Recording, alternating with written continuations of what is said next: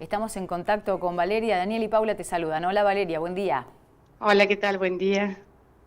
Bueno, para ver si podemos primero poner un poco de luz sobre el tema de esta nueva reglamentación. A través de los medios de comunicación se van conociendo parte justamente de esta reglamentación que ha comentado la propia ministra de Seguridad, Patricia Bullrich, pero ¿en qué consiste o cuáles son los puntos principales, Valeria? Centralmente es importante también poder leer el reglamento, que no es estrictamente lo que en algunos de los medios masivos de comunicación se sostuvo. O sea, yo considero, o algunos que hemos estado analizando, que implica innovaciones y cambios de lo que venía antes, pero que de ninguna manera tampoco autoriza a, como he visto titulares, a disparar sin aviso, una serie de Claro. cuestiones. Lo que hace el decreto y el decreto, no, perdón, la resolución ministerial es establecer un nuevo reglamento sobre el uso de armas de fuego.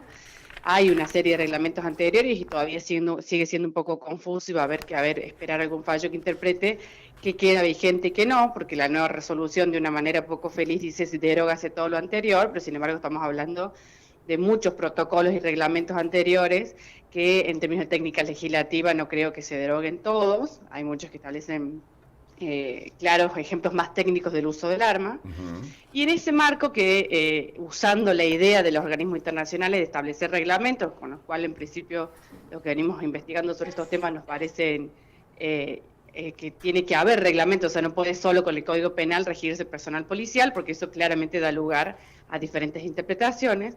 El reglamento lo más claro posible del uso del arma de fuego es necesario.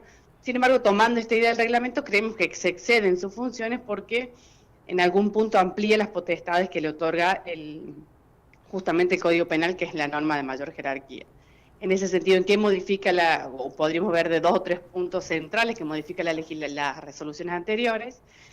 Es que relativiza la cuestión probatoria de que el sujeto a quien se le dispare tenga un arma, es decir, la idea de tanto los organismos internacionales como los protocolos anteriores, que el uso del arma de fuego, la violencia más extrema, es la última, digamos, Instancia. lo último que hace el personal policial, tiene otras Ujú. herramientas antes para disuadir al sujeto que esté cometiendo un delito, y en ese sentido va a utilizar el arma de fuego cuando, justamente con esta idea de peligro inminente, el otro sujeto tiene un arma y está en riesgo la vida del mismo personal policial o de un tercero. Y en este sentido, al decir que no es menor que en el texto de la resolución diga que suponga que tiene un arma, incluso aunque después se compruebe que esa arma no era operativa, era de juguete o era cualquier otra cosa que el personal policial pueda suponer que era un arma. Me parece que eso es bastante grave en términos de avance, digamos, normativo. Y por otra parte, relativiza la cuestión de la fuga también, ¿no? Sostiene que, en general, lo que venían diciendo hasta acá los reglamentos y los fallos judiciales en ese sentido es que el personal policial no puede disparar a alguien que se fuga, salvo que la persona que se estaba fugando esté dando disparos o poniendo en riesgo la vida de nuevo del policía de un tercero. Entonces, en este sentido, el nuevo reglamento, la nueva resolución establece en algún punto que puede dispararle en el caso de fuga si ya antes había cometido algún daño en la persona o en los bienes. Ujú. Y esto es complicado porque para eso ya existe el sistema penal de que si uno comete un daño, lo que nos sigue es un proceso penal, no una ejecución Claro, y el por la tema es espalda. identificar el tema, ¿no? de la seguridad y los derechos y las garantías de las personas. Se conoció hace muy poco, hace un par de días nada más, antes de que entrara en vigencia esta resolución, el caso en Capital Federal, en realidad en Buenos Aires, en Pilar puntualmente, de un delincuente abatido por 2 policías en el que descargaron 12 cartuchos, están comprobado el perito, 12 cartuchos dispararon en un delincuente que tenía un aire comprimido, era el arma que estaba utilizando, les había apuntado, y estos 2 policías descargaron 12 balas para con esta persona que finalmente murió desangrada. ¿Cómo, ¿Cuál es el límite y cómo se identifican, ¿no? Los deberes y los derechos, las garantías de las personas? Sí, a mí me parece que tiene mucho que ver con un juego político electoral, la resolución, que no va a haber, que ya hubo en la instancia una presentación, creo que fue hoy, yo no la leí la presentación, pero me imagino en la clave de pedido de inconstitucionalidad, porque esto que decíamos, una resolución ministerial no puede autorizarle cosas que el Código Penal no autoriza, pero ¿cuál sería la intención de decir por qué una ministra a establecer esta normativa si sabe que no va a pasar el control de constitucionalidad básica en nuestro país.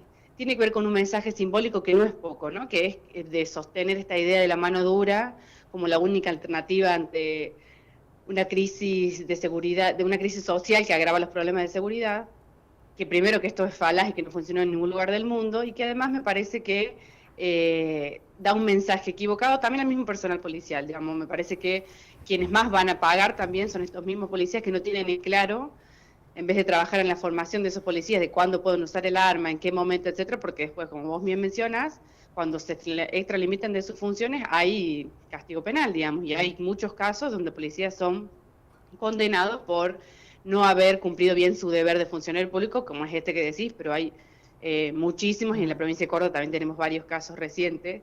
Es decir, hay una irresponsabilidad política de los actores, sobre todo el Ministerio de Seguridad de la Nación, donde están generando en un juego electoral, exponiendo no solo a los sujetos, a los ciudadanos de pie, que digamos que sentimos ahora cierta inseguridad de saber, sobre todo si son jóvenes, varones y provienen de determinados barrios, mayor inseguridad de saber si el personal policial va a disparar o no, sino también para el mismo personal policial. Me parece que los pone en una situación de desprotección, donde no queda muy en claro en qué causales y cómo puede intervenir, y cómo eso va a ser después dirimido en sede judicial, donde puede perder no solo su categoría policial, sino ser privado de la libertad, ¿no?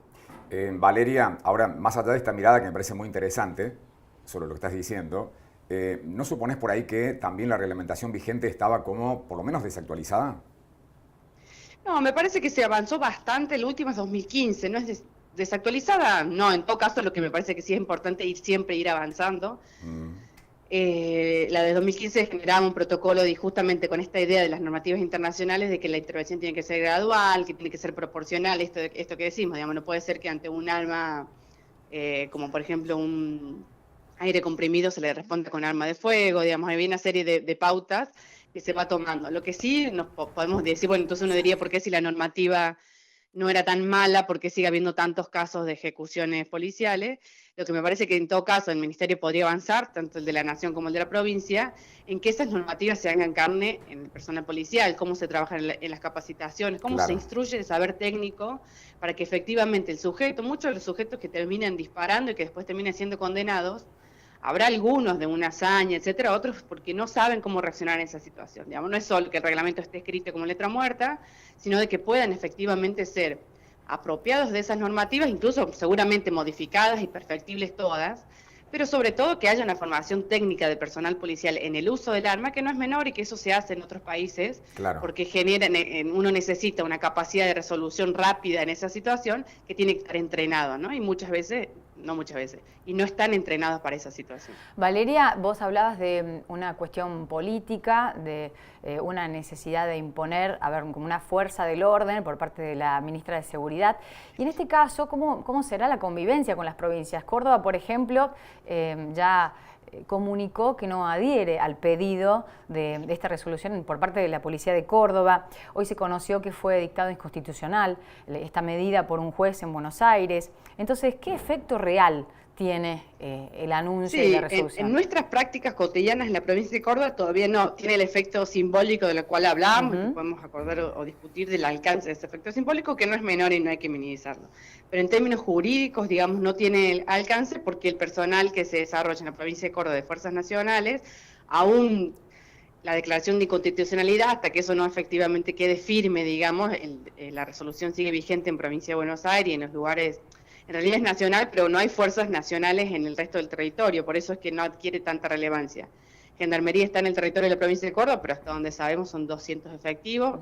En comparación con los 27.000 de la provincia de Córdoba, de policías de la provincia de Córdoba, es muy mínimo la cantidad de personal. Y claramente las policías de la provincia son autonomía de las provincias, y para poder aplicarlo a esta nueva resolución ellos tienen que adherirse como provincia, y entiendo que, al menos por lo que han dicho los medios, la provincia de Córdoba en principio no adheriría. Entonces no hay y también en ese sentido como tranquilizar a la ciudadanía, digo, esto no se aplica a los policías que vemos en general, que ni la barrial, ni la policía tradicional, ni la CAP, ni todas las fuerzas especiales, sino que en todo caso sigue siendo, y yo sostengo que le veo poca viabilidad en el tiempo, solo aplicarle a las fuerzas nacionales hasta que quede firme alguna sentencia judicial que establezca es inconstitucional y que tenga que revisarse, ¿no? Valeria, ha sido muy amable y muy clara en tu explicación. Muchas gracias. Muchas gracias a ustedes, saludos a los oyentes.